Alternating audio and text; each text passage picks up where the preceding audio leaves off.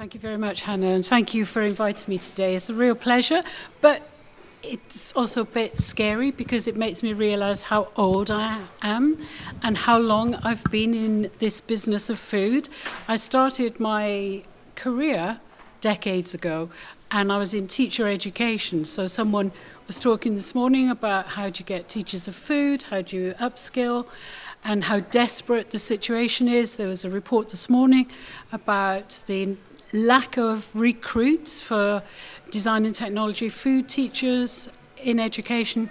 And it just feels as though I've been working in and around food most of my life, and yet I'm not sure in some respects how much progress there is, but coming here today has really enthused me because I can see that these food partnerships and the grassroots level is really thriving. So whatever fertiliser we are using in Wales, it's really working. I've worked with governments, international agencies, and from the top level, sometimes it's hard to see what's going on, but this really brings me back down to earth to see the fantastic work that you're all doing. So I really want to commend you all and really congratulate you on the work that you're doing. It's fantastic work. I know it's not easy. It takes a long time to deliver, but I can see that it's beginning to deliver.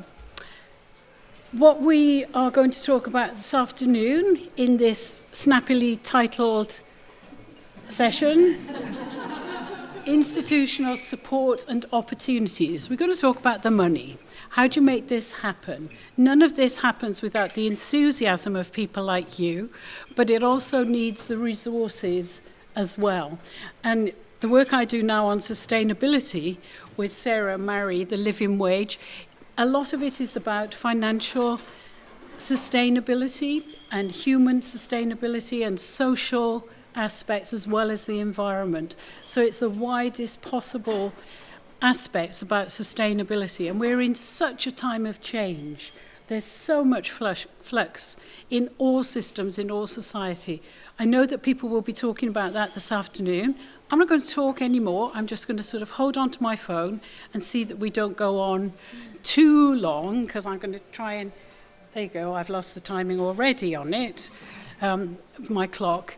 And learn from people who are actually delivering. So we're starting off in Cardiff, and then we're moving to Torfaen and Caerphilly, and then we're looking at the Soil Association. So I'm going to hand over the mic. Everyone's got about 10 minutes.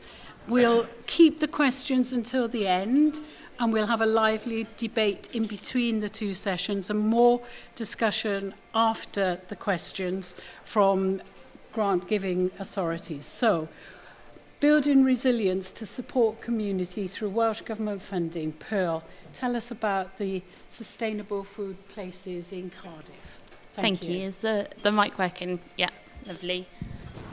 So firstly, thank you everyone who's mentioned Food Cardiff today. It's brought a smile to my face every time hearing about the work, because I think it really shows how many people are involved, how many people kind of started it up to begin with, how many people keep getting involved. And that's what I'm going to be talking about a little bit in the context of our funding today. So Food Cardiff, we believe that the food we eat has a huge impact on life in Cardiff, not just on people's health, but on communities and businesses, individual farmers and growers, and the environment too, as I'm sure everyone here would agree with. And to set the scene a little bit about how Food Cardiff works, because this is quite important in the context of this funding project we delivered, we have the Food Cardiff coordinator, which is myself, and I'm supported by our fantastic strategy board. Some of you are here today, which brings together core partners like the local authority, health board, public health, and then also voluntary partners who get involved as well from food sector, from education, from community groups as well. And then we have a wider network of over 200 members now, representing about 80 organisations who are sort of actively involved in delivering stuff around food in Cardiff. And the idea behind this is this creates the citywide good food movement where we're getting hundreds and thousands of people involved. It might not be directly through what we're delivering, but it's that ripple effect that goes out to the city. And an example of this would be our food strategy. So we had about 2,500 people co-designing it, starting off with a People's Assembly that colleagues at Cardiff University ran. And sorry to skip over this one quickly, that we'll share afterwards. So we created this plan working with lots of different people, lots of different stakeholders. And essentially what it outlines is our 5 good food goals and how we want to achieve these. And this was really important in relation to the Welsh Government funding. So it was the EU transition money for tackling food poverty that came out in 2021, summer of 2021. It was, as some of you have probably delivered similar projects, it was quite a tight turnaround of application. It was about kind of 2-3 weeks, I think, that we worked on it at the end, and it was quite a big application form. So having the strategy in place and having the partners in place already meant that we were really well placed to kind of rapidly put together a bid for this money. And I can't see it behind me, but you can read that there, that this was the aims of the project was, I won't read them off because I can't see them and remember them, but essentially it was around kind of balancing the short-term food poverty and poverty crisis in general with trying to build that longer-term capacity as well, so balancing those two together and really benefiting Cardiff citizens as a result of it.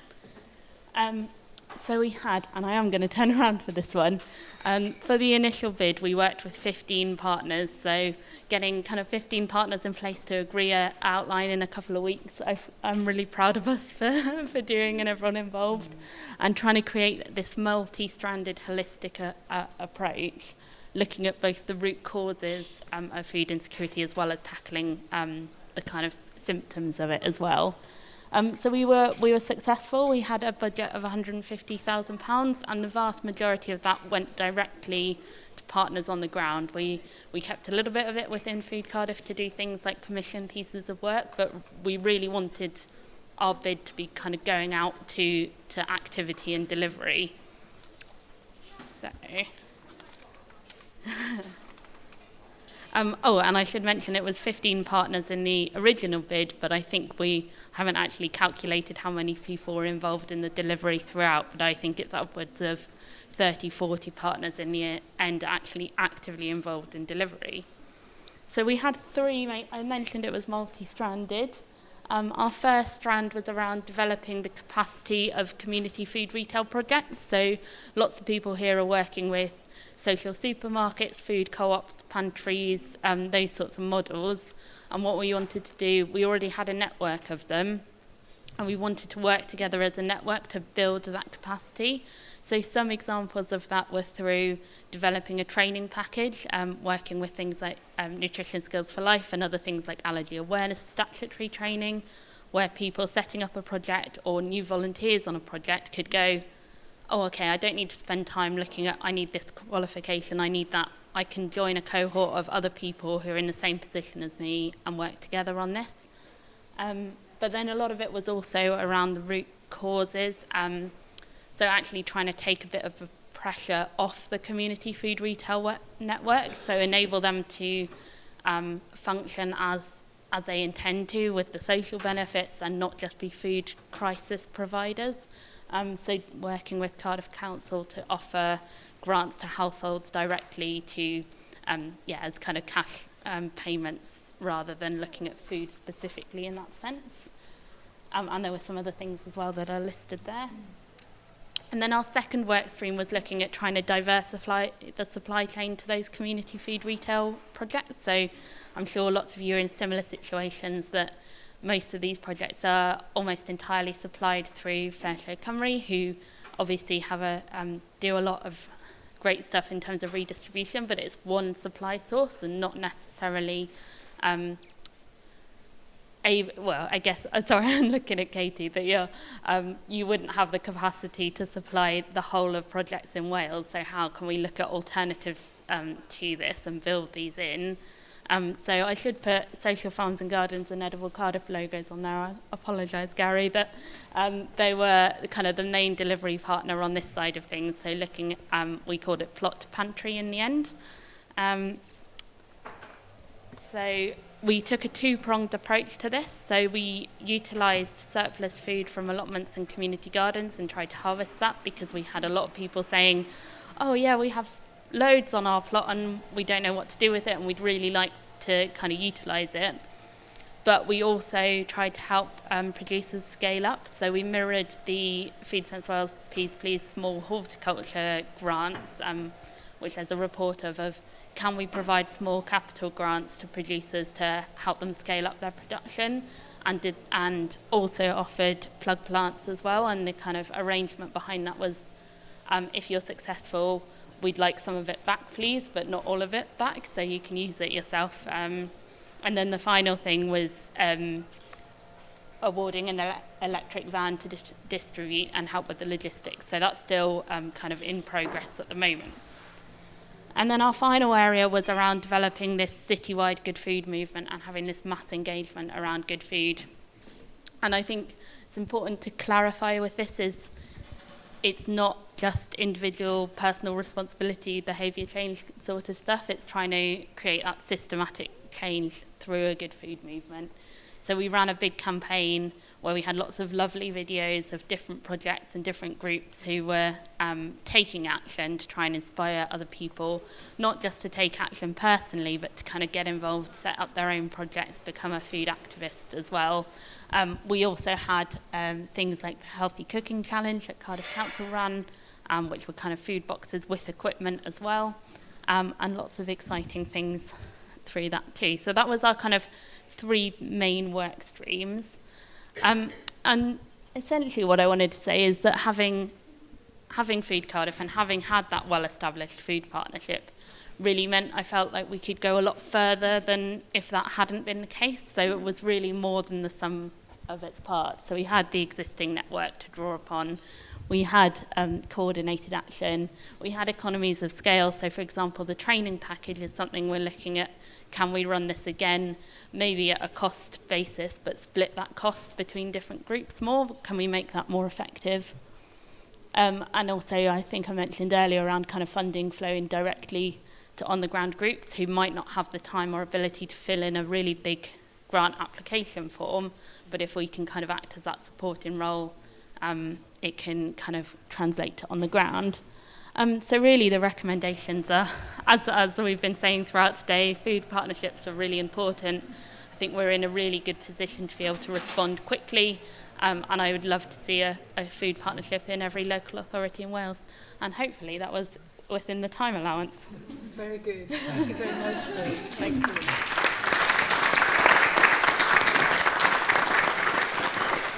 That was great. So save your questions to the end, but a very active networking in Cardiff. We're going to move next up north a bit and across a bit to Torfaen and Caerphilly. This is a bit like my life in food. I live in Cardiff, I was born in Torfaen, and I worked with the Soil Association. So there you go. So who started? Nikki, yeah?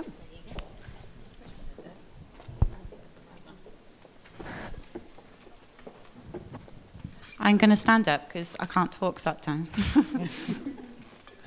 Not properly, anyway. You can. Okay, so we've been asked today to do a bit of an overview on food for growth. So my name's Nikki Williams. I'm the Rural Development Manager for Torfaen Council. I'm going to try and do a bit of a double act. I see you failed at the first hurdle there. Kevin Eadon Davis, and I'm the Rural Development Manager for Caerphilly County Borough Council. Thank you. So Food for Growth is a pilot project. It is funded through the UK Government Community Renewal Scheme, which is essentially the precursor to what we're all learning about now, which is the Shared Prosperity Fund. So pre-development, how do we come up with the idea? Myself and Kevin have worked under the RDP programme for many years, probably a bit too long now. We manage the leader process, which is around community-led local development. We've both got a big background in community development, community engagement, setting up partnerships and so forth.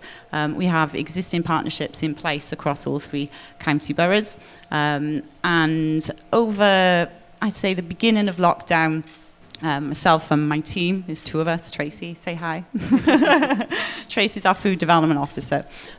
So we had a little bit of our RDP leader funding that we needed to shift quite quickly before the end of the programme. So we employed a consultant to work quite closely with across the borough and undertook a food mapping exercise. And this really did snowball very, very rapidly.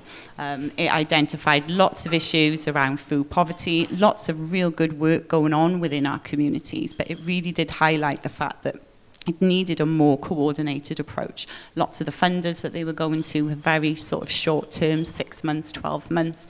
Lots of work with the food waste, for example, lots of links with the supermarkets and so forth. But we needed to ensure that the food was done in the right way and was going to the right people. Anything from Caerphilly? Yeah, I would just say from a Caerphilly perspective, we, similar to Nikki as well, through a leader, we'd run an agricultural network, we run a food, drink and hospitality networks. We were aware of some of the supply chain issues and how to get food, locally produced food onto the local plate. But also just before COVID hit really and during COVID, Caerphilly Cares was launched within Caerphilly as a local authority as a bit of a triage service where it was a single point of contact for residents and people looking to access council services. And I think just generally the volume of calls was phenomenal through that, and food was, and access to food and support with food was by and large one of the biggest requests for support. And it's through that we sort of started working with food banks, and that's how we sort of started to map then and looking at the need of food production, sustainable employment through food, and providing food that's affordable for people to eat. So it made sense really that Torfaen, Caerphilly and Monmouth were all looking at very similar projects, very similar long-term effects. So the 3 rural development managers from the authorities developed this pilot Food for Growth project. So we thought this is an opportunity to have some funding that had less red tape than what we experienced with EU funding, which we were all very excited about, I have to say. So we developed a research programme which consisted of 3 different studies: green agriculture, working, and we'll go into more detail in the next few slides on this. So we had a green agricultural study, a land-based study, and a rural skills and wellbeing centres. And we also used the opportunity to engage with our local community and local business and create an incentive, a bit of a carrot to dangle, I suppose, and develop some small £10,000 grant schemes. It's one of the first studies that we looked to commission. We recognised that we had a lot of evidence, but we didn't have the full picture, and we didn't really know what was going to come out. So we looked to commission a series of studies, as Nick has just covered really. The first one being green agriculture study.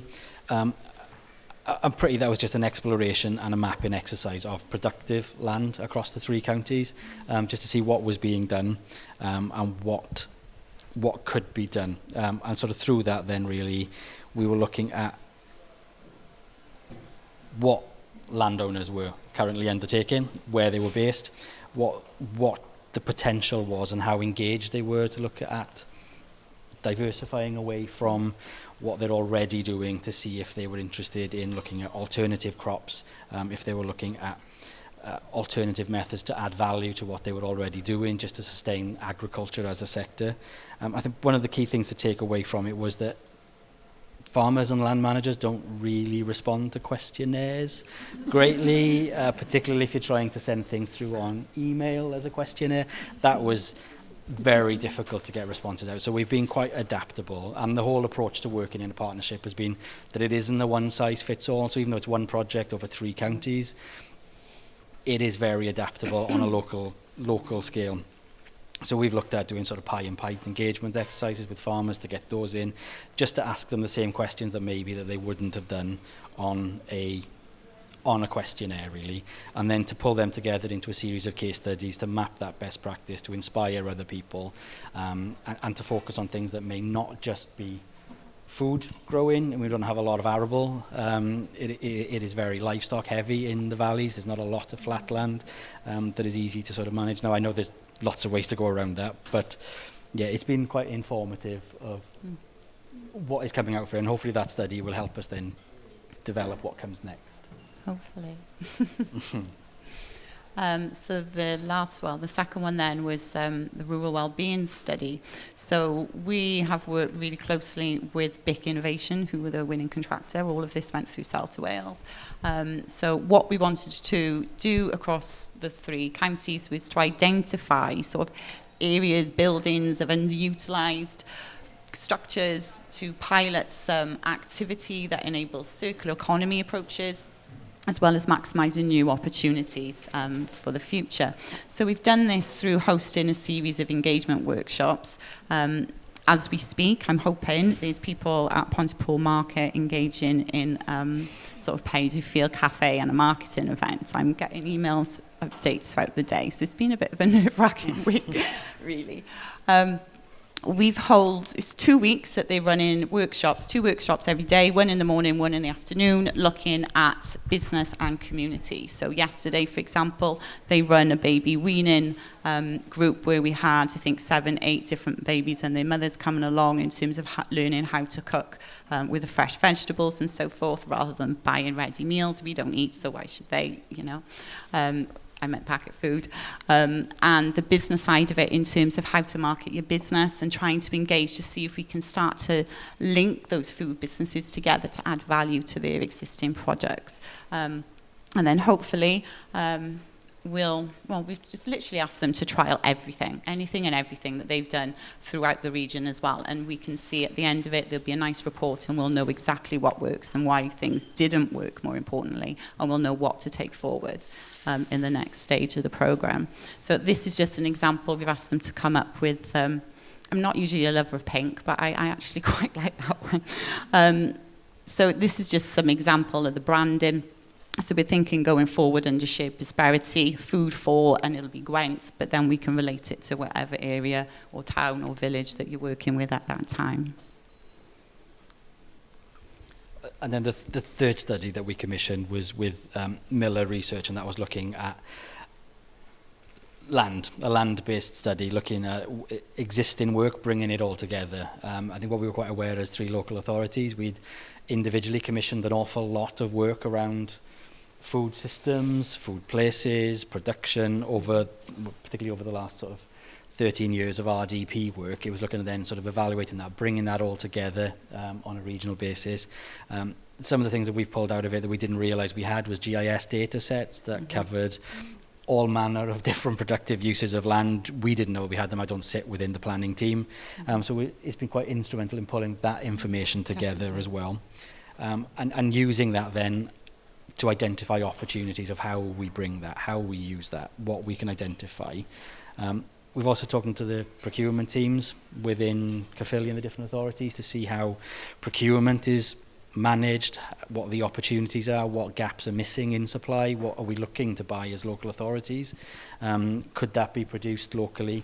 It's bringing that together, but also then going back out and engaging with land managers and producers to see what they are already doing that is adding value to their businesses. So we're mapping where farms are diversified through milk vending, are there different ways that they could support more people to do that. A bit more touristy focused, but where on farm you might encourage people to grow pumpkins, the sunflower things, but it's all providing value to land as a way then to engage with customers really.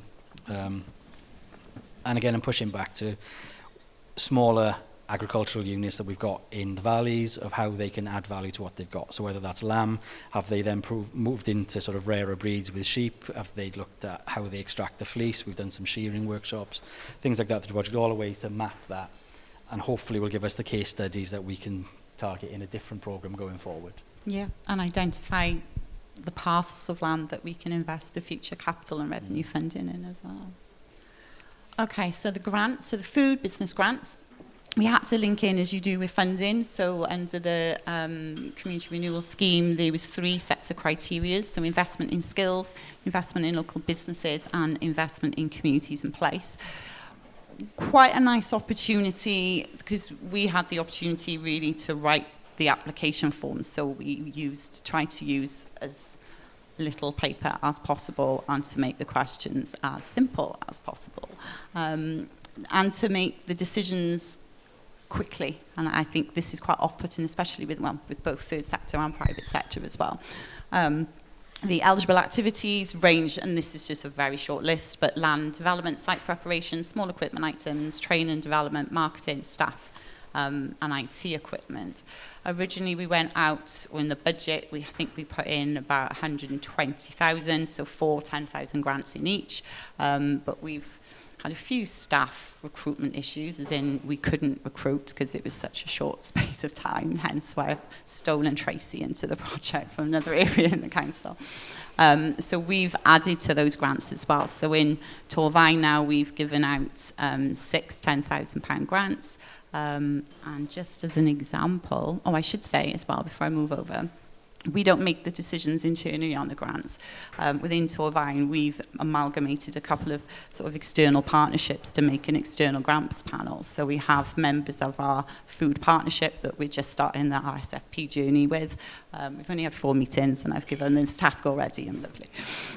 And we have our Rural Local Action Group who have many years experience in grants as well. And I think what that does, and we found that this works really well because it frees us up as officers to advise the groups throughout the application process. So I'd rather a picture than words. So just 2, we've picked our favourite ones, I think. Just a couple of examples from each area. So Tumbala Mill, elderflower wine, a local farm in Hentless in Cymru that's been running for many years through many generations. They have planted 2 acres of elderflower to make into wine. A few teething problems along the way, but they'll be ready to sell next year. How long have I got? Don't say a minute. Not long, am I done? And then Teapoy Farm, which are piloting Pick Your Own. Events such as pumpkins, strawberries and so forth. And with the Caerphilly one then, Flaming Joe's, they're based on a farm and they've looked at smoked meat, and they do a number of workshops around smoking meat, adding value to different rare breeds that come off the farm that they're based on. And Plant to Plate, then they do cooking workshops and ready meals for vulnerable adults, and they've done a number of intergenerational workshops around utilising fair share, purchasing suppliers from other suppliers on the local high street. They're all coming there, and every participant then gets a sort of a tin can cookbook and some recipe cards as well from the local high street. So community food scheme then really quickly, again, maximum £10,000 grants. You can read there what we can fund, lots of different things around nutrition, affordable food, social welfare services and so forth. So again, just some examples. I've got a really good community group called Sustainable that are growing your own, linking in with adult social services, and they're now running a cafe and a local shop. And then Tasty Not Wasty, which is linking into local supermarkets for food waste, and they're now setting up a pay-as-you-feel cafe. The Being Busy project then was a beekeeper working with a community group looking at boosting their pollinator garden, their community growing project, and they're exploring the use of mead, or the honey for mead making to sell locally. And then we launched the Caerphilly Food Network through it as well, which was a social food sector and private food sector partnership looking at sharing knowledge and needs from both sides of the food picture to see if they could work better together to support social food. Thank you. So lessons learned, quite a few. Yeah, keep it simple. I mean, basically, don't underestimate the amount of time that's needed to support people having grants, particularly on the community side, but even on the business side. The grants that we're offering are quite small. They're to small businesses and to community groups, and it takes a lot of hand-holding to sift through boxes of receipts, potentially, to just...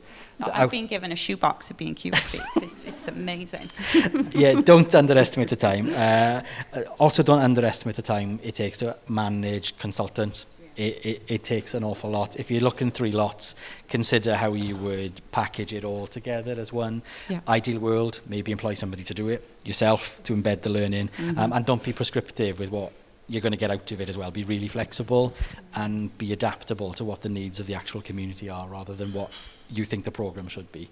Definitely, which links into the do's, take time to engage. People have a story, they want to tell it. We have to make sure we have time to listen to their views.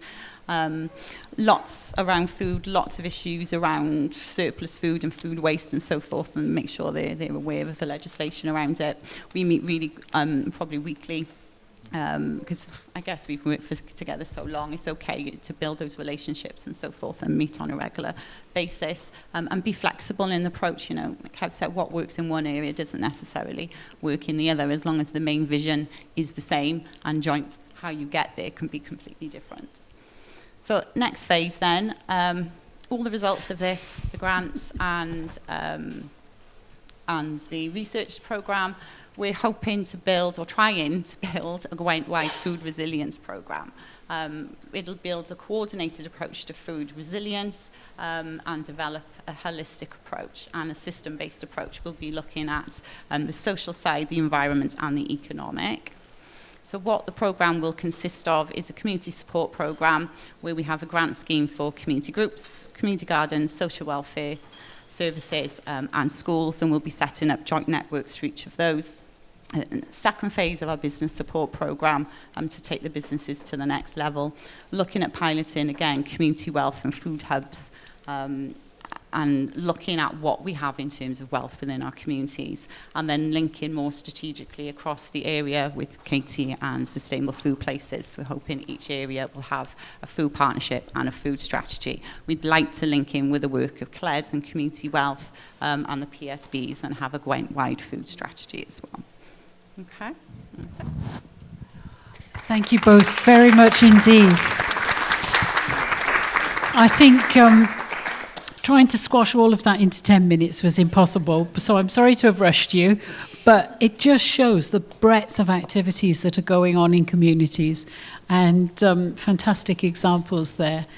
So we're going to look at something different now, which is, the title of this one is Small Grants, Big Impacts. So this is over to Dale from the Soil Association to talk about the Food for Life Get-Togethers programme. 10 minutes. Right, I'll try.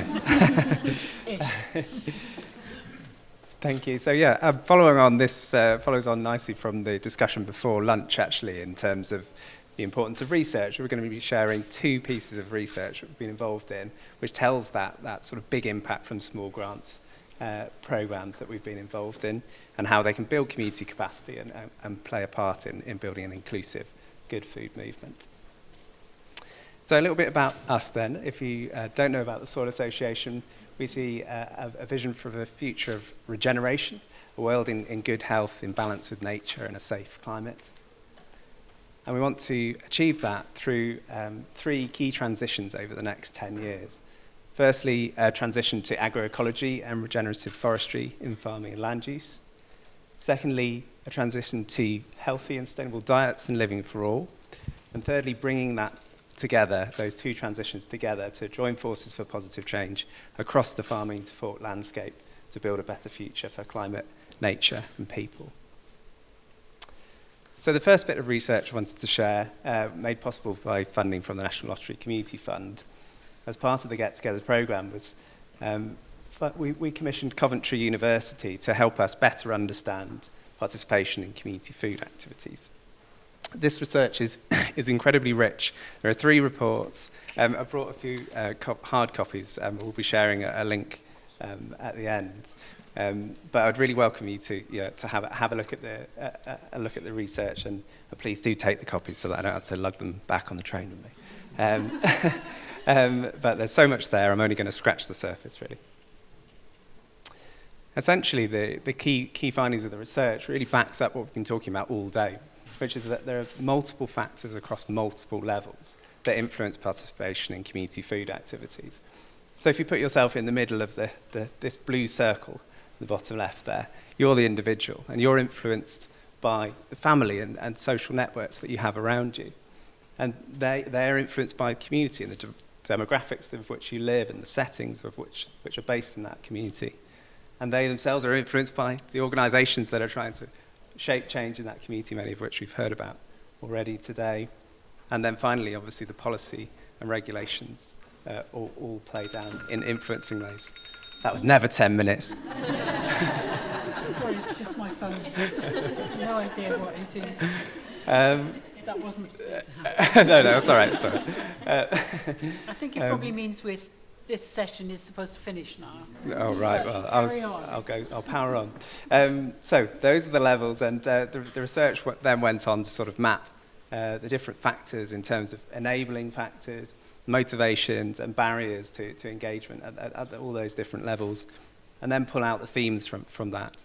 And the themes are at the top left here, and I'm just going to focus on one theme, which is access to resources, which talked about the importance of a diverse range of grants and funding to support community participation in food activities. The second piece of research I wanted to share was just launched this week. It's led by University of the West of England in Bristol, and it looked into our small grants programme within Food for Life get-togethers and how they've supported communities to come together to cook, grow and share good food together. These grants are only about 150 quid each, and they're for things like cooking and growing equipment and costs of bringing people together. And what we found was these grants and these kinds of events deliver real social value, whether that's in terms of quality of life, improving attitudes to ageing or diversity in communities, social cohesion, and also addressing social isolation and loneliness. So they deliver real social value. Secondly, they brought a really diverse range of people and groups together with a diverse range of motivations to get involved. And what was really interesting as well was that the small grants benefited people in those different spaces in different ways. So there were lots of people who got involved and had a small grant, but they'd never run a community food activity before.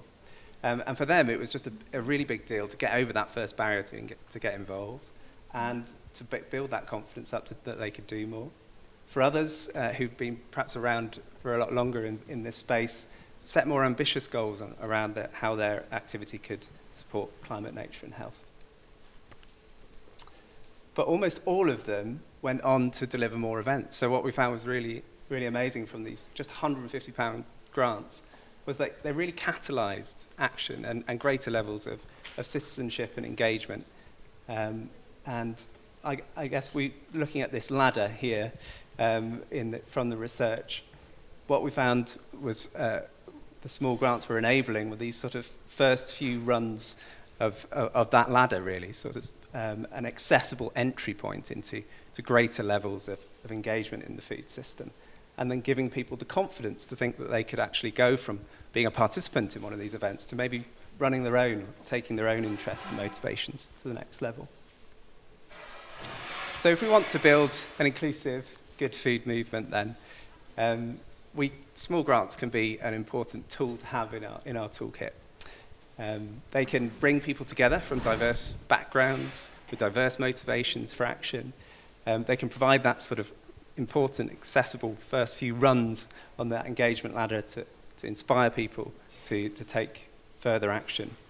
But as we've also talked about a lot today, there's a need for more resources in this space, and there is obviously a finite amount of grants that can be put towards this kind of work. So it's really important to think about how we channel the flow of those resources towards activities that, particularly in light of the current cost of living crisis and food insecurity, that both deal with those urgent social needs as well as build towards a more healthy and resilient food system in the future. There's been lots of great examples of that here today already, but I'd just like to end with Food in the Community, which is a great example, based in Devon, one of our small grant holders. And as they say, people having a hard time deserve good quality food. Thanks. Thank you very much. Well, thanks to all our speakers there. I think it just illustrates what you can do with £150 through to big projects from Welsh Government or wherever. We've got time for a few questions before we go on to talk to people who are funders of projects. So I know we'll all want to hear from those what their criteria are and how they go about making awards. But are there any burning questions for this team of projects? There's one there. Do you want to try this? The roving mic is coming. Bound to do something wrong with this one. Thank you. Thanks very much. That was really inspiring presentations. My question's for Nikki and Kevin. In your work in your areas, did you look at all at the local authority estate and the land within that, and how that might be part of the food production? Yes, yeah. Yes, okay. There was a lot to get through. Yes, it's Miller Research we're working with on the land-based study. So they're identifying what council-owned and housing association land we have to potentially, we'd love to be able to develop some community-supported agriculture projects and sort of marry up, I suppose, the land that we have with our third sector groups, so we can increase the amount of land, community growing land. But also we're conscious of that process, and it's quite difficult. So we're working, and it's usually, you know, I work for Torfaen Council, but it's Torfaen Council that set those barriers as well for those groups. So we're working really closely with our asset management and our planning and forward planning teams to make sure that by the time those planning applications, especially with asset transfer, hit their desk, all the ticks, you know, all the boxes are ticked, and it makes that process a lot quicker. Okay. Thank you. Second and final question. Question for Nikki and Kevin again. A great example of local authorities working collaboratively, making more efficient and effective use of resources, and which is exactly the way to go. So I'm just wondering, have you been able to share your experience and learning with 19 other local authorities and 3 national parks, and have they adopted and or adapted it for their purposes? I'm hoping shared prosperity in the way that works is that it's split up. There's investment plans that each local authority have to write by the end of July. And then it's going over for the capital region, the 10 local authorities, it will hit them, and then there's 3 different teams coordinating it. So the plan is to get food on the agenda for as many as possible. So I would rather it not be Gwent wide, I would rather it be across the board and we all follow a menu. And, you know, as I said earlier, it's not how we deliver it, it's that we get there at the end. Great, thank you very much. There'll be an opportunity for more questions later on if we get through the presentations. Well, thank you all very much indeed, and thanks to your partners too for helping deliver these projects. So the next session is current and future funding opportunities. So I'm sure everyone will be listening up for this. We've got the National Lottery Community Fund, transitional funding from Welsh Government, and support for food partnerships. So I'm hoping people who are going to speak to those are here. You might want to come and take a seat on the sofa. This is like good afternoon rather than good morning, isn't it, on TV? But here we go.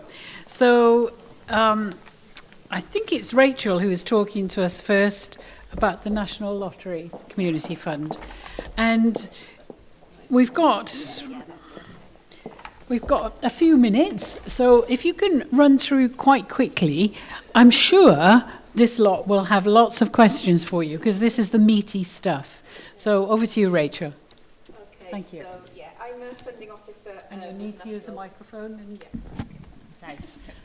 they'll all want to hear. Yeah. Okay, I'm a funding officer with the National Lottery Community Fund. I'm just going to give you a brief overview of some of the funding programs that we have got open at the moment.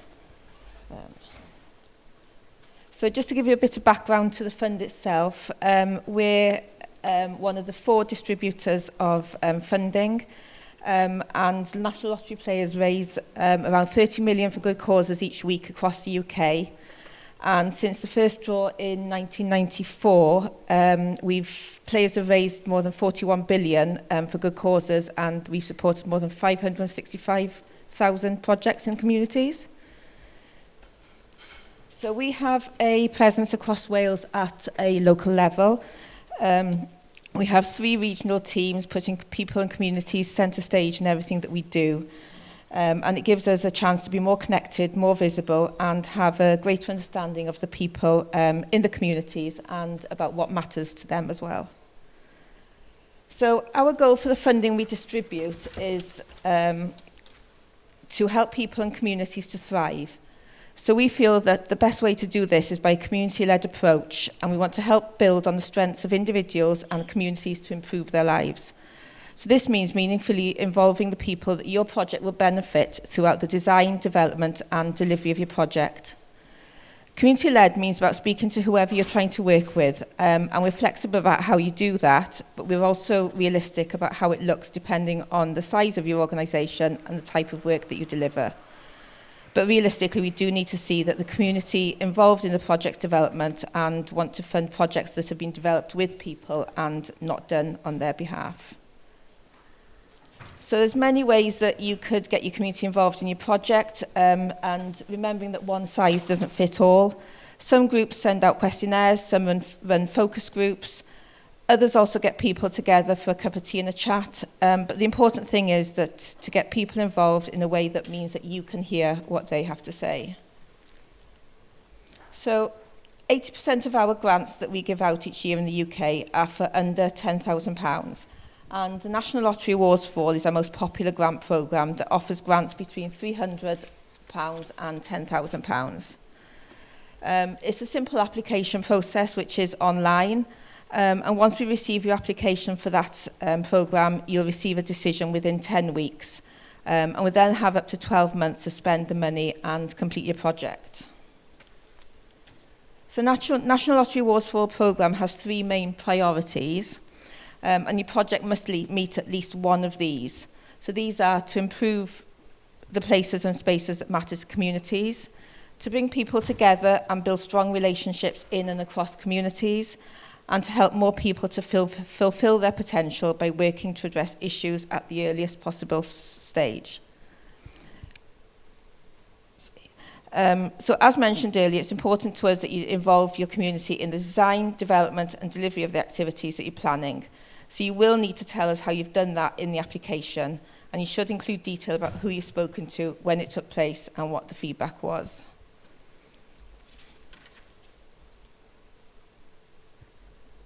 If I just go back there. So also we've got some COVID priorities that we're also working towards, and we're also still open to activities, open to applications that are responding to the COVID-19 pandemic. And these are the priorities for these. So applications would either need to meet one of these priorities or one of the main National Lottery Awards Fall priorities on this page. So in terms of larger funding, we've got people and places, and that can fund projects between £10,000 and £1 to £500,000, and projects can last up to 5 years. So the aim of this grant programme is to fund projects where, working together, people and communities use their strengths to make positive impacts on the things that matter to them the most. The aim is very broad, so we want people and places to be accessible for a lot of different types of projects supporting communities. So it's one of our rolling programmes rather than a strategic one. So in terms of what we look at in people and places, there's 3 main themes that we assess applications against. And these are people-led, connected and strengths-based. So people-led means involving the people who will benefit from the project in the design and delivery of the project. That includes the people that take part in your project, their networks such as family, friends, carers, and then the wider community that your organisation works within. So you need to make sure that you not only include those who currently benefit from your services, but also people in the wider community who could potentially benefit from your new project as well. In terms of the strength-based aspect, when we look at that, we look at you want to encourage people and communities to think about what strengths that they have and how they can use and develop those strengths to make changes for themselves and within the community. So it means looking at focusing on the skills, the assets and energy that people can draw upon, thinking that every person can add value and have got something to offer, such as talents, abilities, relationships, skills, knowledge, and even enthusiasm. It might be that people have previously experienced challenges that your project idea intends to address. So things, for example, like debt or isolation or alcohol misuse. And having those that experience directly involved in the project is an example of building on the strengths that exist there as well. So when we looked at the connected approach, you need to have a good understanding of the activities and services that already exist in your community, so you can show then how your project will work with and complement those rather than duplicate what already exists. So it's about thinking about what the community need and will use, and that you know your community that you will be working in. So you know what services exist, what opportunities exist, and that you have a plan then on how you can build on those opportunities. Similar to the Awards for All programme, we're still working towards the COVID response priorities under people and places as well. So in terms of the application process, the people and places is split into two strands. We have the medium grants up to 100,000, and then large grants over 100,000 to 500,000. So the medium grant itself is a one-stage application process. Once you've consulted with your community and engaged to design the project, you'll need to contact us then to discuss the idea. That'll give us a chance then to provide some advice and support for you and let you know if it's something that we may be able to fund. If it is, we'll send you on an application form and ask that you send that back to us within 4 months. And we will make a decision on applications under the medium grant within 3 months of receiving that application. So in terms of the larger grant, up to 500,000, this is a two-stage process. You can send a stage 1 application in at any time, and that application form is available on our website to download. And we tend to give a decision on that within 6 weeks. If it's a project we feel that we can fund, you'll be invited to submit a full stage 2 application. You'll have 4 months then to complete that application, and once it's submitted, we will get a decision back to you within a 4-month period on that as well.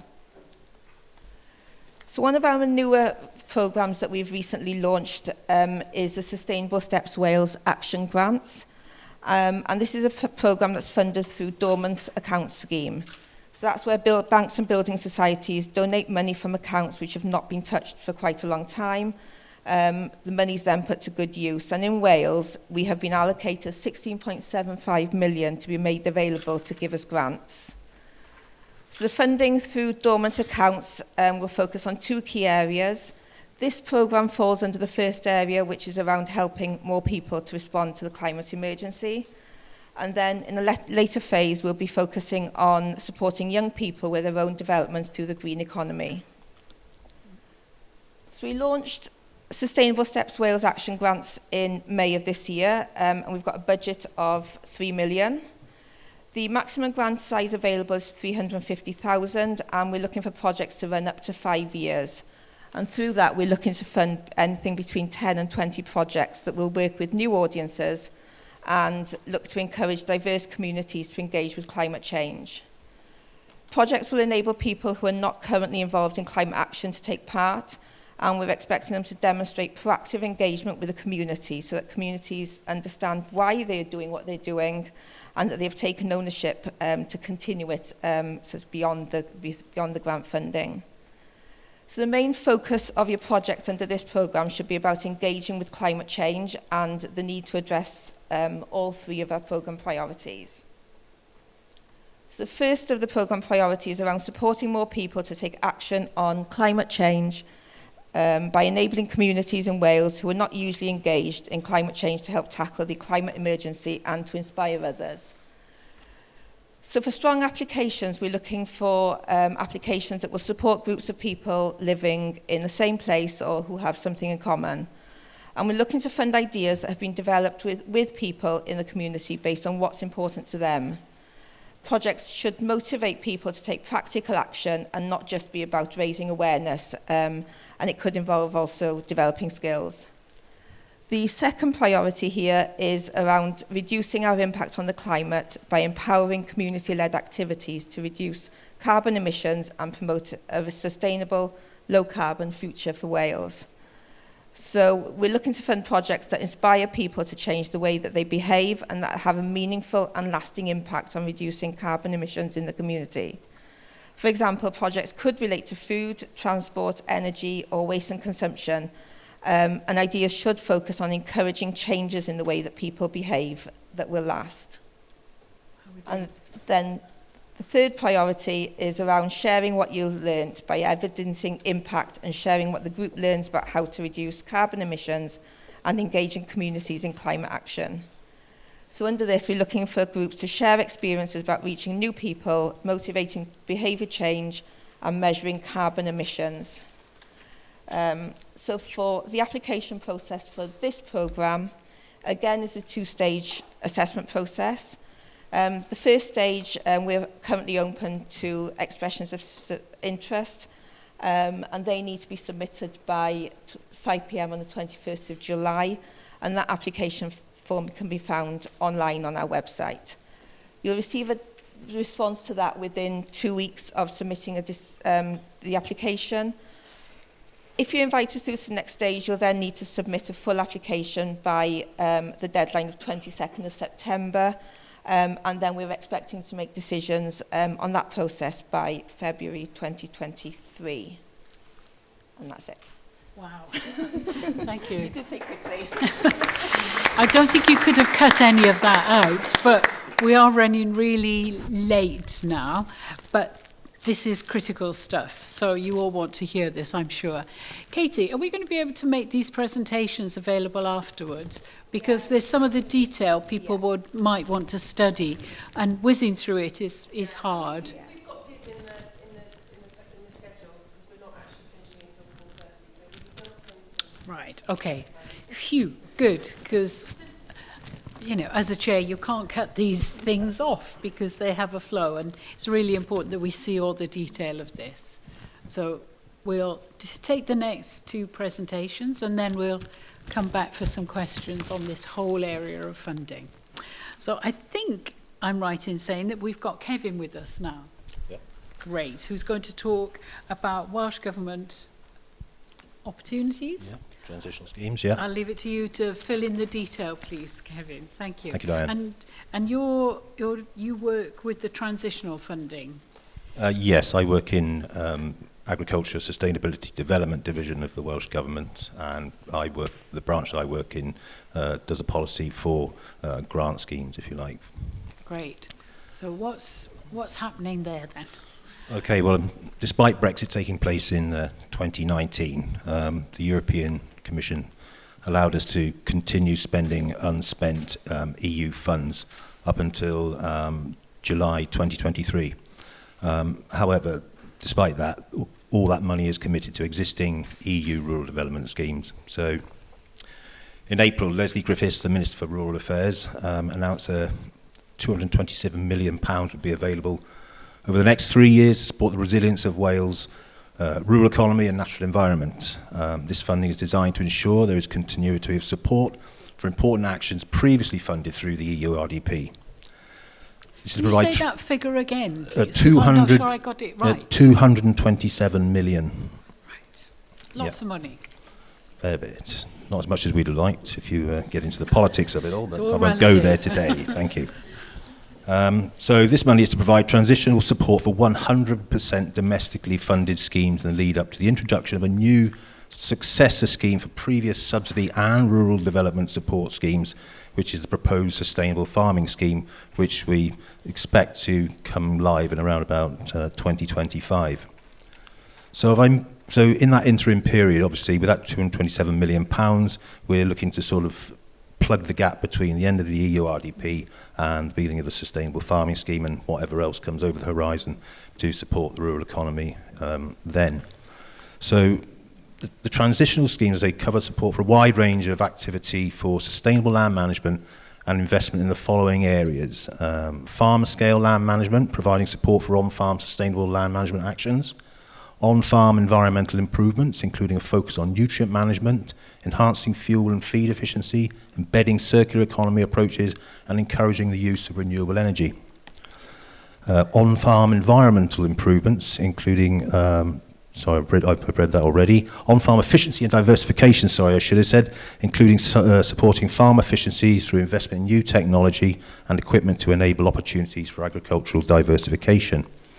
There's also landscape-scale land management, delivering nature-based solutions at a landscape scale through a multi-sectoral collaborative approach.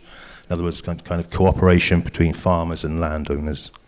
There'll also be a woodland and forestry stream supporting the Welsh Government's commitment to create 43,000 hectares of new woodland by 2030 and supporting the creation of a timber-based industrial strategy, and also to continue supporting owners of large woodlands that have been affected by disease. And finally, the food and farming supply chains, creating a strong and vibrant Welsh food and drink industry with a global reputation for excellence, with one of the most environmentally and socially responsible supply chains in the world. So if I move on to the food-related schemes that are currently operating or about to launch or are in development, the first one is the Horticulture Development Scheme, which is for existing horticulture enterprises with proven sales of their produce, and the grants for that range from £3,000 to £50,000. The first round opened on the 1st of April and closed on the 10th of June, and further round is planned to open at the end of this year or the beginning of the next. We also have run a horticulture startup grant, which is a one-off £3,000 grant to provide seed funding for new horticulture enterprises or farmers wanting to diversify into horticulture. The first round opened on the 25th of May and closed on the 29th of June. A further round is planned, but yet we don't know exactly when. We'll soon be opening an organic conversion scheme. That'll be a 5-year contract with 2 years of support to convert to organic farming practice and a contribution to organic control body certification costs. There'll be 4 payment rates for rotational land, which is essentially arable, permanent crops and grassland, permanent and temporary grassland with a dairy enterprise, and unclosed land. There'll also be various payment rates for that, and depending on the size of the area brought into organic management, which has to be all the area that the farmer manages, these will be tapered as the farm gets bigger and bigger. The scheme will open to expressions of interest on the 18th of July and will close on the 26th of August. We've also just launched a scheme called Growing for the Environment, which offers one-off payments to farmers to establish diverse crops and pastures to improve our natural resources and to reduce input costs. It mainly revolves around, as I say, growing pastures. It's more for benefiting the farmers' business with regard to how they feed their animals, and improve natural resources by breaking up soil structures and things like that so that they can absorb more water, so you get drought, flood mitigation, and also by doing that they retain water for longer, so you get flood mitigation. But all these things hopefully will make farms more sustainable in the way that they approach their ration and things for their livestock. Finally, I should say that opened on the 20th of July and closed on the 29th of August. At the moment, that is a winter one that supports cover crops, particularly after a summer cropping of cereals or maize, so that it stabilises the soil.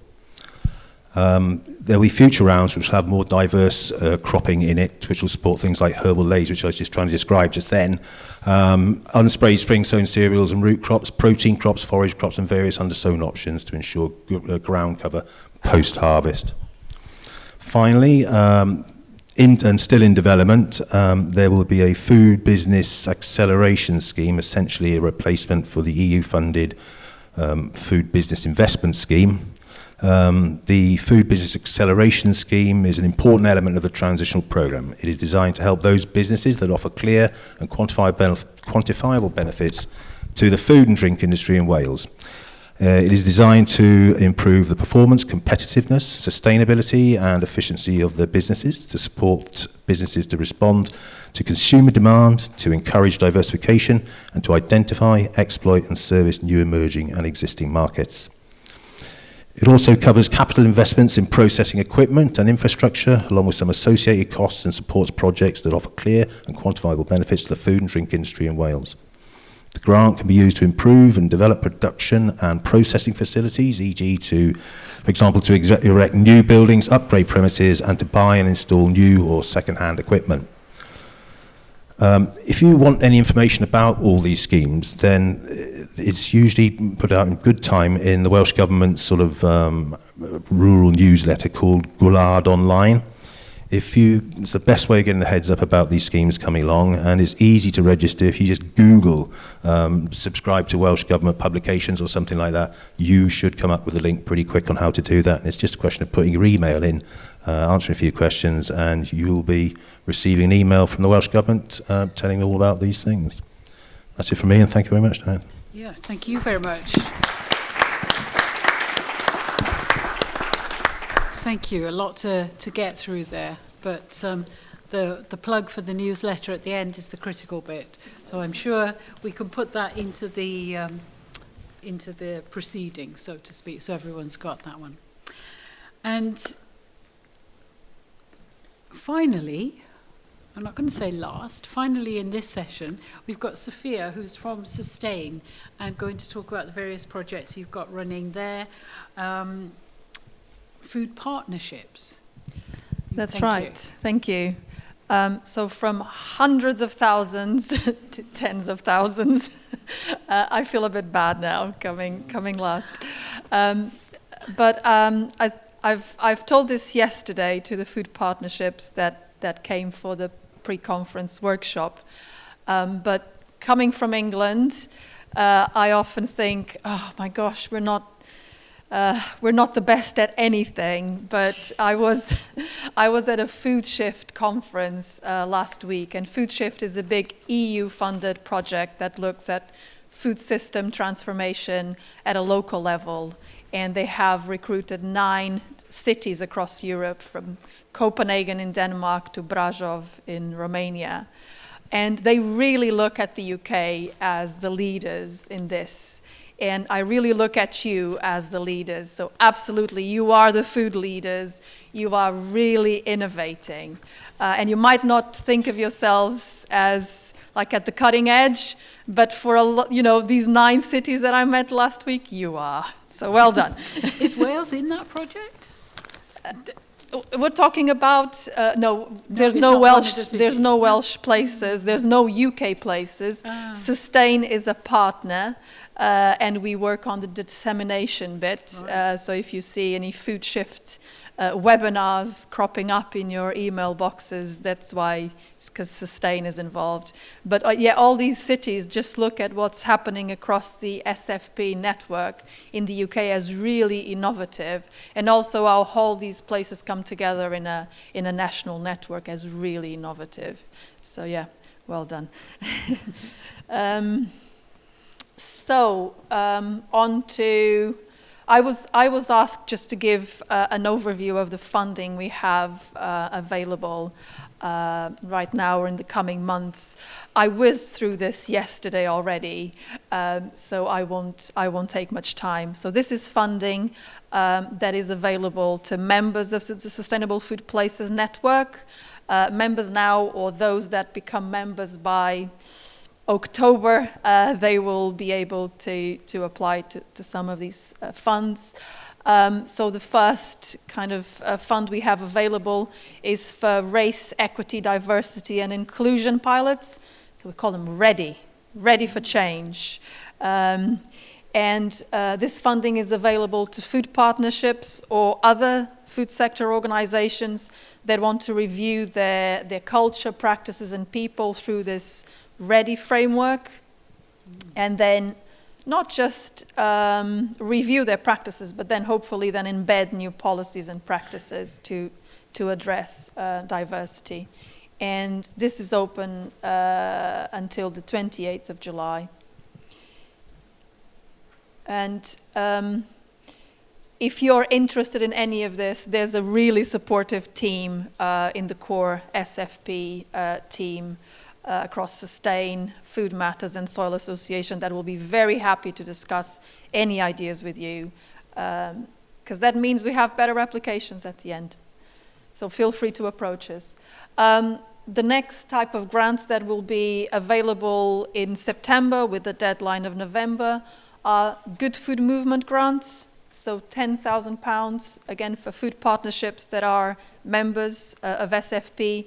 And this one is to help places diversify and grow the number of individuals and organizations that are involved in the activity and the aims of food partnerships. And so this will be the third round, and over the last rounds we had really different grants going out to places just to address their priorities. So we had from supporting a digital campaign to support an award application to setting up a new farmers market just to respond to the needs of the area. So again, very happy to discuss any ideas with you. And the final type of grants we'll have available are campaign grants. So we'll have grants available to support our Veg Cities campaign. So this is all. So if you have good ideas for how to grow more veg, how to make veg more accessible in your area, this is the one to go for. And a point that I was making to someone at lunch break is it doesn't have to be a project campaign run by the food partnership itself. It can be a close partner that you already work with that has a brilliant idea for a campaign. They need a bit of seed funding to test it. They can apply on behalf of the food partnership. So don't feel like is a food partnership coordinator one thing more that I have to deliver. It can be delivered by an organization you work closely with. Same thing if you have good ideas for how to reduce the environmental impact of food in your local area. We have Food for the Planet campaign, grant funding, and the last campaign is something we're developing now, a good food economy. So we're developing ideas for what can this mean in a local area, and we'll have grant funding available in the autumn. Again, very happy to discuss ideas with you. And then Katie said, oh, can you touch on UK Shared Prosperity Fund? And I don't like to say no, so yeah, I'm up for it. And I had a quick download with some colleagues at Sustain this week. So I'm not an expert, but I do have colleagues at Sustain that are becoming a bit experts on this. And fortunately, we had Nikki and Kevin doing a presentation on what they are achieving through these grants. But just to, impress upon you that this is available to places all over the UK. This is a key part of the UK's government levelling up agenda. And they're going to replace the EU structural funds. We had the pilots last year, Shared Prosperity Fund. But the special thing about the Shared Prosperity Fund is that they will be in place longer than other levelling up funds. They'll be around for a while. So there will be opportunities to learn from what you guys are doing. And there are other members of the SFP network that are assessing these funds, like Falkirk, for example. And it will grow to 2.6 billion pounds per year by 25-26. And what's special about them is that they're allocated directly to local authorities who will then grant fund projects. And unlike levelling up funds, which are more competitive, and they will only support the best bids, there's an allocation for every single local authority.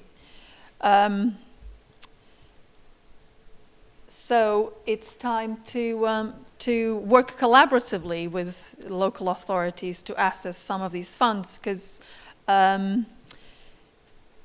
not geared to food projects straight away. So raised on a formula rather than competitive bids. It's starting smaller than this year, 400 million, but as you've seen, it will grow substantially by the time we get to 25, 26. And local authorities are expected to engage with stakeholders on what is needed at a local level and deliver on the themes of the Shared Prosperity Fund, which is around community and place, local businesses, and people and skills. And I think it was said by the summer, local authorities will need to come up with investment plans, so we really need to make sure that investment in food and food infrastructure and food projects is in there. But as I said, there's a team at Sustain that already did workshops with a few food partnerships to kind of learn from experiences of some places that were successful at getting this funding. So we'll be happy to run those workshops again, or if you're interested in the recording of those workshops, the presentations that contain a lot more slides with information, just get in touch. Thank you very much. Gosh.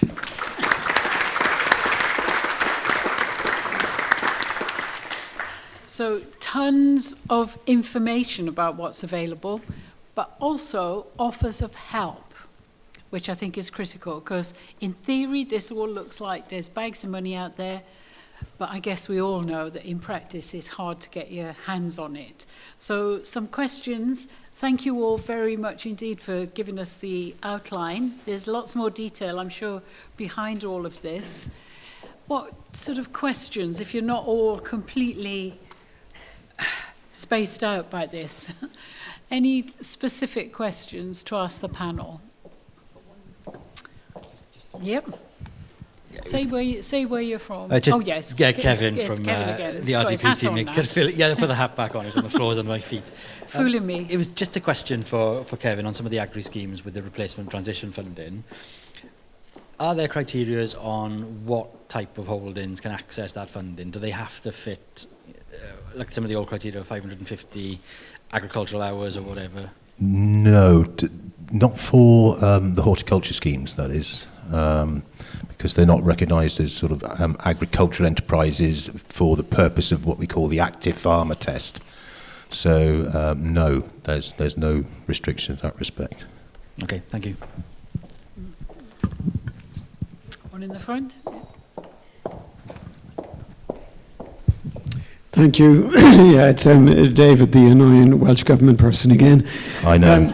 It's brackets. Shed loads of money, isn't there? Which is great news. One of the barriers in the way of growing the community food growing estate in Wales, if you like, is lack of access to land. And I'm just wondering, is there anything in any of the funding streams that could incentivize farmers, land owners to free up land for community growing? Many years ago, I saw an initiative overseas where farmers were doing that, and they were actually paid to free up land and also to maybe build a sort of garden shed type facility and fence it off and put everything in place to make it easy for communities to go and grow food. So anything in any of the funding streams today that might support that? Go for it. Nothing from me. Sorry. I'll speak to you separately. I guess in terms of the lottery funding, we're able to fund purchase of land, lease of land, adaptations to that land that's needed to deliver project, but it's obviously project-based costs. So there are aspects of it there. I've heard from a project in Monmouthshire today where it's called Our Food 1200 that is already doing that. So ideas are out there, and I think that's the power of networks. We need to share that knowledge, don't we? We just need to share that. Say that again. I don't. And for local authority and health board land, so there are a few projects around the place that have managed to access some of the land. Some of our older hospitals have a lot of land associated with them that now isn't being used, but some of the community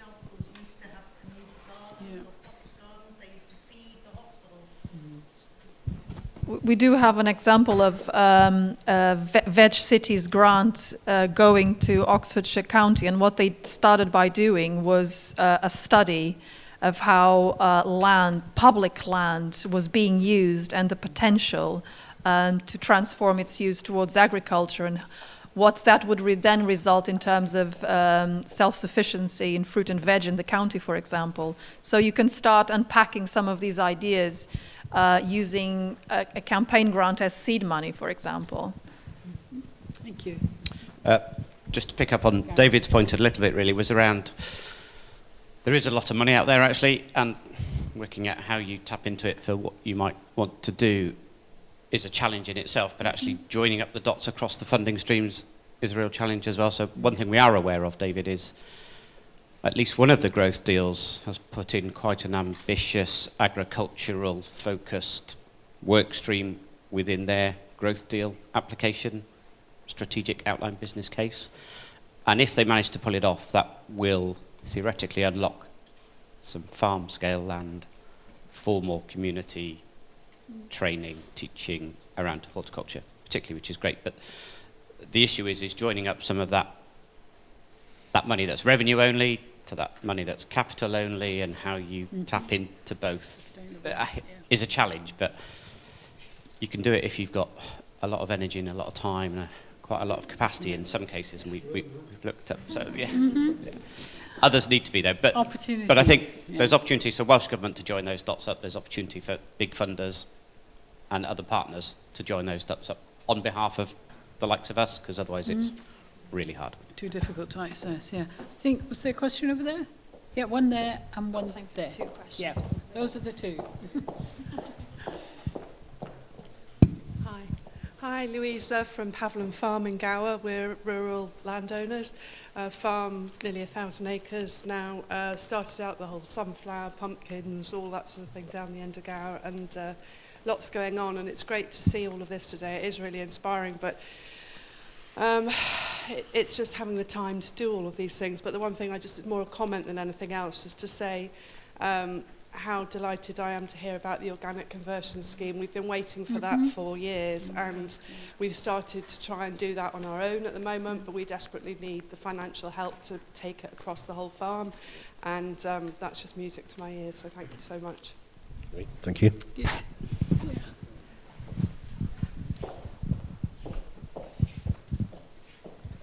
Thank you. Yeah, it was just a couple of comments that, talking about CSA's linked to hospitals. In Swansea, we've actually got that. So we've got a new CSA farm that's linked to Morriston Hospital. So, there'll be a case study there. It'll be really interesting, potentially to roll out across other parts of Wales.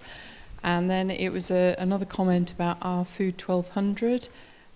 They are linking with my organisation, Growing Real Food for Nutrition. So they're actually going to start looking into food quality.